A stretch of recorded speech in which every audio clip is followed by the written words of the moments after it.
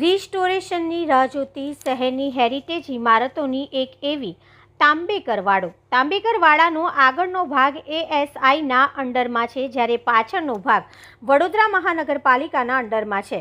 ઐતિહાસિક નગરી, સયાજી નગરી અને સંસ્કારી નગરીની ઓળખ ધરાવતા વડોદરા શહેરમાં કેટલાક હેરિટેજ ઇમારતો આવેલી છે, જેમાંની એક પોતાની આગવી ઓળખ ધરાવતી હેરિટેજ ઇમારત એટલે રાવપુરા વિસ્તારમાં આવેલ તાંબેકર વાડો.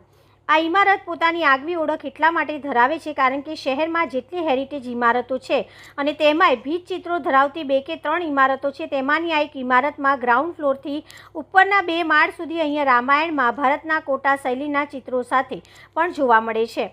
આ ઇમારતનો આગળનો ભાગ આર્કિયોલોજીકલ સ્ટ્રક્ચર ઓફ ઇન્ડિયા એએસઆઈના અંડરમાં છે, જ્યારે આ ઇમારતનો પાછળનો ભાગ વડોદરા મહાનગરપાલિકાના અંડરમાં આવે છે. આ ઇમારતનો ઇતિહાસ જોઈએ તો સયાજીરાવ ફર્સ્ટના સમયગાળામાં એટલે કે 1768 પછી પુણેથી એક સરાફ એટલે કે વગદાર વ્યક્તિ જેમનું નામ ગોપાળ નાઈક તાંબેકર હતું, તેઓ અહીં પોતાના આપબળે વડોદરાના દિવાન બન્યા હતા. તેઓને રહેવા માટે આ ભવન તૈયાર કરવામાં આવ્યું હતું, જેને આપણે તાંબેકર વાડા તરીકે ઓળખીએ છીએ. ત્યારબાદ ગણપતરાવ ગાયકવાડના સમયગાળામાં એટલે કે 1847થી 1856 સુધી સમયગાળા દરમિયાન તાંબેકરના ફેમિલીના સભ્ય એવા વિઠ્ઠલ ખંડેરાવ તાંબેકરે આ ઇમારતના ગ્રાઉન્ડ ફ્લોરથી ઉપરના 2 માળ સુધી ભીંત ચિત્રો તૈયાર કરાવ્યા હતા. આ ભીંત ચિત્રો કોટાના 3 આર્ટિસ્ટો દ્વારા 4 વર્ષમાં તૈયાર કરવામાં આવ્યા હતા.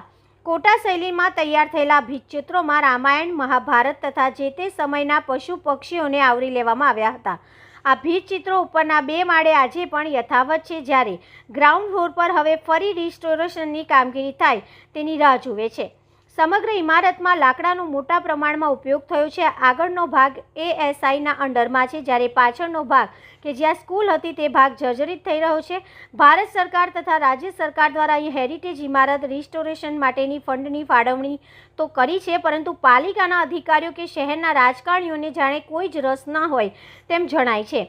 અહીં રિસ્ટોરેશનની કોઈ કામગીરી હાથ ધરવામાં આવી નથી. જ્યારે આ અંગે મીડિયાએ પૂછતા વડોદરા મહાનગરપાલિકાના અધિકારીઓએ એએસઆઈ પર બધું ઢોળીને જણાવે છે કે એએસઆઈ લેખિતમાં કયો ભાગ તેઓના અંડરમાં છે તે ક્લિયર કરે ત્યારે આગળની કાર્યવાહી હાથ ધરીશું. આમ શહેરમાં હેરિટેજ ઇમારતની જાળવણી અને નિભાવણી માટે તંત્ર નિષ્ક્રિય જણાય છે. રાજકારણીઓ અને સત્તાધીશો ફક્ત શહેરને સ્માર્ટ સિટી બનાવવાની હોડમાં પડ્યા છે અને આપણી વિરાસત વિસરી રહ્યા છે.